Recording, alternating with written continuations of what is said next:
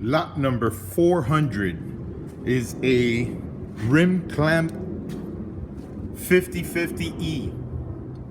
This machine was removed from service in working condition. It's been put away in storage for over a year and it's being sold as is.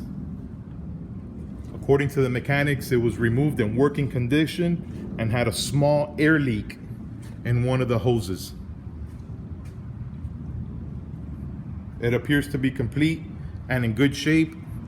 It has surface rust and looks dirty and dusty from being put away in the storage facility here.